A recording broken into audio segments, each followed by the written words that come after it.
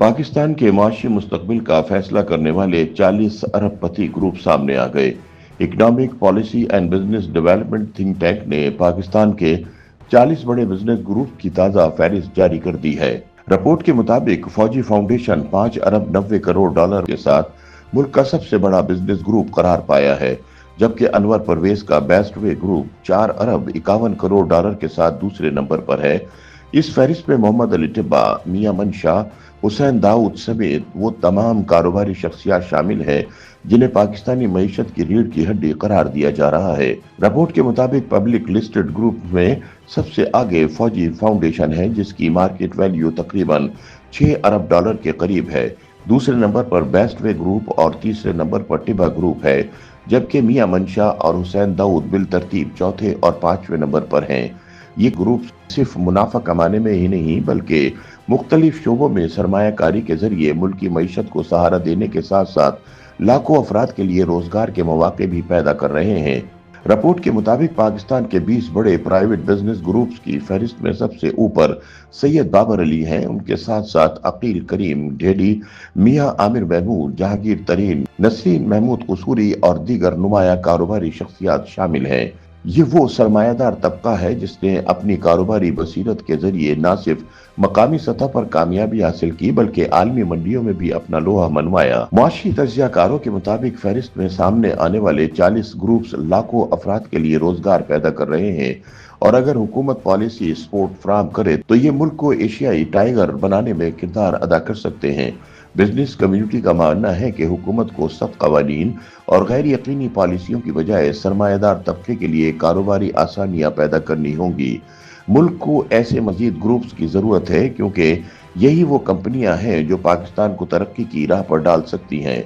उनका मजीद कहना था कि देरपा मुआशी पॉलिसियों के बगैर तरक्की मुमकिन नहीं। सियासी तब्दीलियों से मुआशी पॉलिसियों को मुतासिर नहीं होना चाहिए। मुबस्सरीन इस बात पर मुत्तफिक हैं कि मुस्तकबिल का इन्हिसार सिर्फ बड़े सरमायादारों पर नहीं बल्कि एक ऐसी पॉलिसी पर है जो छोटे और दरमियाने दर्जे के कारोबार को भी आगे बढ़ने का मौका दे। बसूरत दीगर पाकिस्तान की मईशत का मुस्तकबिल चंद हाथों में सिमट जाएगा, जो किसी भी मुल्क के लिए खतरे की घंटी है। दूसरी जानिब सीनियर एंकर पर्सन और तज्जियाकार सुहेल वड़ाइच का कहना है कि पाकिस्तानी अवाम मुल्क के बड़े अरबपति खानदानों से नफरत करते हैं, हालांकि यही खानदान पाकिस्तान की सबसे बड़ी उम्मीद है। उनका कहना है कि इन उमरा को चोर चोर की आवाजें लगाई जाती हैं, लिहाजा खदशा है कि ये अरबपति भी पाकिस्तान से उड़ारी मारकर उन सब चरागाहों में ना जा बसें जहां उनको चोर कहने की बजाय सर आंखों पर बिठाया जाएगा। सुहेल वड़ाइच मजीद कहते हैं कि अभी तक फ्रांसीसी नावल निगार बाल्जाक ने 1830 में लिखा था कि हर बड़े सरमाए के पीछे जुर्म होता है। यही वो सोच थी जिसने पाकिस्तानी सुप्रीम कोर्ट के जजों तक को इस अफसानवी फिक्रे का सहारा लेकर अदालती फैसले लिखने की तहरीक दी थी।